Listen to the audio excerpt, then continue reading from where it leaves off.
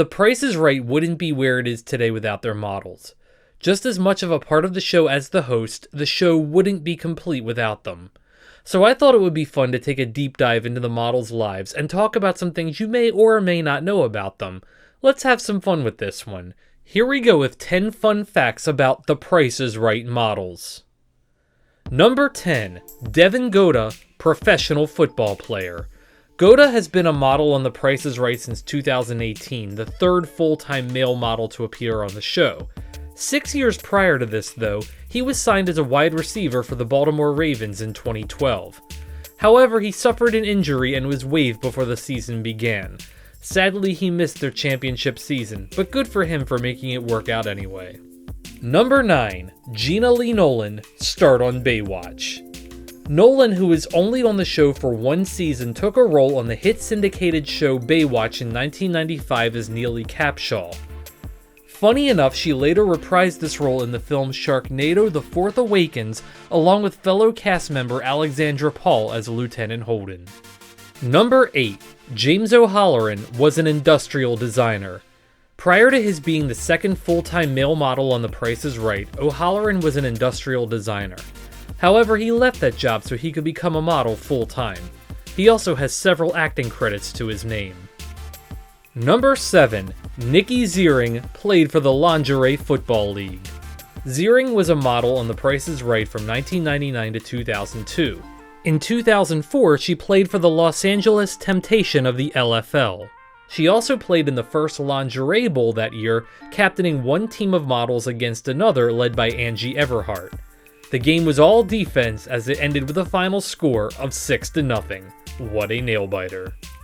Number 6. Heather Kozar, St. Pauli Girl. Kozar was a model on The Price is Right briefly from 2001 to 2002, but she has had an illustrious career outside of the show as well. One of her highlights is being the St. Pauli Girl, a spokesmodel for the beer that I'm sure people still drink, although I'm not quite sure about that one. She's also married to NFL quarterback Tim Couch. Number 5. Cindy Margolis, world record holder. Margolis was on the show from 1995 to 1996 as a substitute model only, but that still qualifies her for this list. Margolis set a Guinness record for being the most downloaded person of the year in 1999.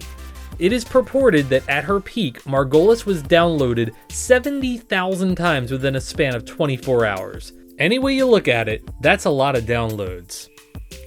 Number 4. Anitra Ford appeared on To Tell the Truth.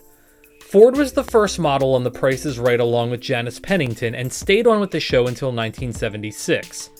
In 2018, 42 years after her initial run ended on the show, Ford appeared on To Tell the Truth as the one who told the truth about being a former model on The Price is Right. To this day, I still consider her my favorite of all time. Number 3. Holly Hallstrom attempted an acting career. Along with Janice and Diane, Holly was one of the 3 most popular incarnations of Barker's Beauties. However, in 1983, there was a short time when she wasn't part of this trio as she attempted a career in acting. This didn't work out as well, and she returned to the show a very short time later. Number 2. Diane Parkinson traveled with Bob Hope. Parkinson, who was a model from 1975 to 1993, was part of Bob Hope's USO tour. She performed with the tour in Vietnam in 1965 and was later branded as Queen of the Bob Hope Desert Classic that same year. As a bonus fun fact, she also graced the cover of Playboy in 1991 at the age of 47. Not too bad. And the number 1 fun fact about Price is Right models, Janice Pennington was part of a music group. The longest serving model of all time, Pennington was on the show from its very beginning in 1972 until the year 2000. She was part of a music group named The Models, which released a single in 1967. I believe the song was called Bend Me, Shape Me with Pennington on vocals, at least it sounds like her quite a bit. The song is very much a timestamp of the era.